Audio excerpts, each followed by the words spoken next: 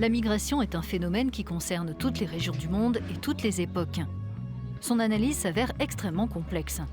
Le Centre de connaissances sur la migration et la démographie, géré par le Centre commun de recherche européen situé à ISPRA, apporte sa contribution. Envisager la migration à travers le prisme du big data, cette démarche permet d'établir des modélisations précieuses pour mieux comprendre ce phénomène et contribuer au développement de programmes d'intégration plus efficaces et plus cohérents. En plus des recensements, sondages et chiffres issus des administrations, des données complémentaires et à jour sont de plus en plus nécessaires pour mieux adapter les réponses humanitaires et politiques. Pour recueillir de grands volumes de données, les chercheurs scrutent les traces numériques anonymes, laissées en cas d'utilisation d'un téléphone mobile, d'un réseau social ou de recherche sur Internet, et dans les données d'observation de la Terre. Si ces traces sont rassemblées en veillant au respect de la vie privée, de l'éthique et de la sécurité des données, alors mises toutes ensemble, elles peuvent décrire une tendance sociale qui n'apparaîtrait pas dans les statistiques officielles. Donc elles peuvent compléter les chiffres officiels, augmenter leur précision, leur actualisation, puisqu'elles sont collectées en temps réel, au moment même où nous parlons. Et elles nous fournissent aussi des perspectives supplémentaires.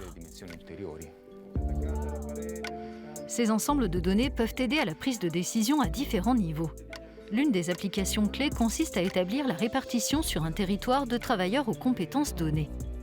Or, dans un contexte de vieillissement des populations et de crise sanitaire, le marché de l'emploi est en demande de profils spécifiques.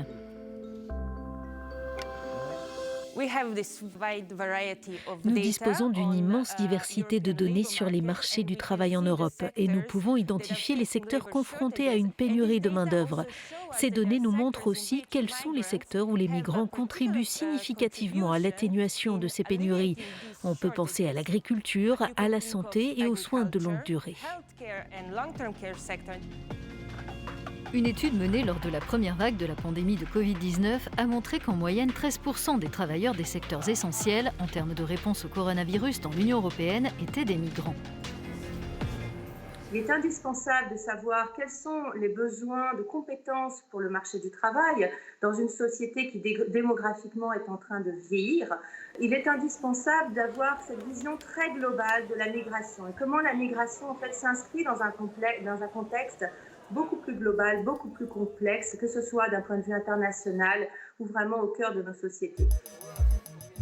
L'équipe d'ISPRA mène aussi une étude multidisciplinaire qui mêle modélisation fiscale et projection démographique pour analyser l'impact de la migration sur les ressources publiques et sur la viabilité des systèmes européens de protection sociale. Pour alimenter le nouveau plan européen sur l'intégration, nous analysons les compétences dont l'Union européenne a besoin. S'agit-il de migrants qui ont ces compétences? Quel est le niveau de scolarité que nous recherchons? Les migrants sont-ils intégrés? Ont-ils un emploi? Qui sont-ils? Des femmes, des hommes? Toutes ces informations sont utiles pour le plan d'intégration. Ces recherches répondent à une demande des politiques de transformer les chiffres sur les migrants en données utiles pour nos sociétés, l'idée étant d'appuyer davantage les décisions sur des constatations de terrain.